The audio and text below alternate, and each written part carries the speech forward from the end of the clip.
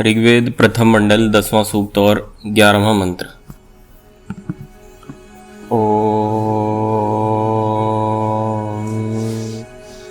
आतु न इंद्र कौशिक मंदसानः सुतं पिब नव्यमायुः प्रसूतिर कृधि शस्त्र सामृषिम। पदार्थ।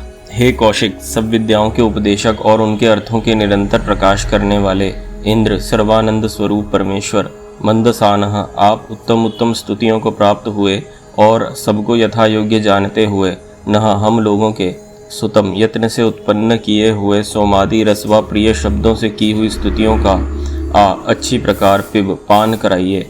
तू, और कृपा करके हमारे लिए नव्यम, नवीन, आयु अर्थात निरंतर जीवन को प्रसूतिर दीजिए तथा नह, हम लोगों में सहस्त्र साम, अनेक विद्याओं के प्रकट करने वाले ऋषिम वेद वक्ता पुरुष को भी कृधि कीजिए। भावार्थ। जो मनुष्य अपने प्रेम से विद्या का उपदेश करने वाला होकर अर्थात जीवों के लिए सब विद्याओं का प्रकाश सर्वदा शुद्ध परमेश्वर की स्तुति के साथ आश्रय करते हैं, वे सुख और विद्या युक्त पूर्ण आयु तथा ऋषि भाव को प्राप्त होकर सब विद्या चाहने वाले मनुष्यों को प्रेम के साथ उत्तम उत्तम विद्या से विद्वान करते हैं। क्या समझ में आया इससे?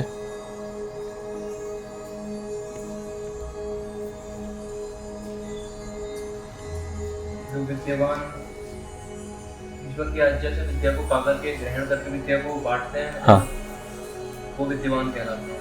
सही बात है। एक विद्वान और ऋषि में ना एक अंतर होता है। विद्वान वो व्यक्ति होता है जिसको कोई विद्या आती है उसका यूज करता है, लाभ लेता है, ठीक है। ऋषि वो व्यक्ति होता है जो इसके आगे भी ना एक विशेष प्रयत्न करता है कि जो मेरा ज्ञान है वह दूसरों तक पहुंचे, ठीक है। और वे लोग, उसका इंटरेस्ट ये होता है कि सामने वाला जो व्यक्ति है, जैसे मैं आनंदित हो रहा हूँ इस ज्ञान के साथ, वैसे ही वह अभी आनंद को प्राप्त हो। विद्वान हो सकता है इतना ना सोचे कि ठीक है भाई, तुम लेना लो, नहीं लेना मत लो, लेकिन ऋषि चाहता है कि ऐसा हो कि जगत का पूरा कल्याण हो। वह कहीं भी दुख नहीं देखना चाहता, तो वह जो विशेष उसकी जो इच्छा होती है वह उसको ऋषि भाव कहते हैं। और ऐसा व्यक्ति जिसके अंदर ये ऋषि भाव होता है वह ऋषि कहा जाता है, ठीक है।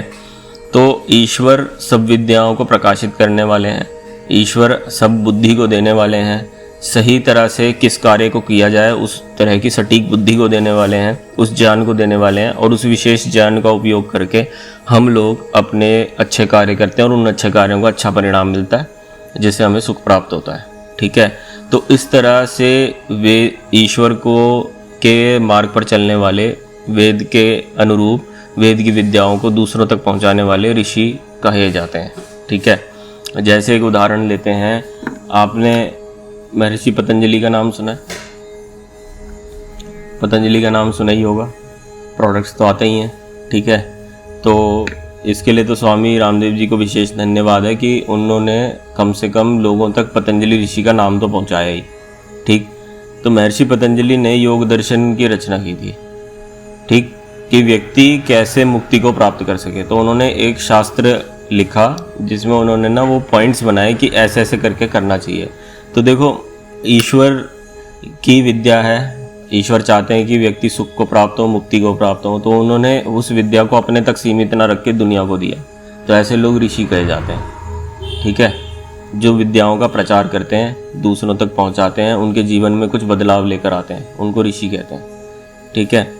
तो ऐसे जो व्यक्ति होते हैं वह विद्या युक्त होकर पूर्ण सुखी होकर लंबी आयु प्राप्त करते हैं, क्योंकि ईश्वर भी चाहते हैं कि अगर कोई ऐसा व्यक्ति धरती पे है और वह लंबा जिएगा तो वह उतना ही ज़्यादा लोगों का उपकार कर पाएगा।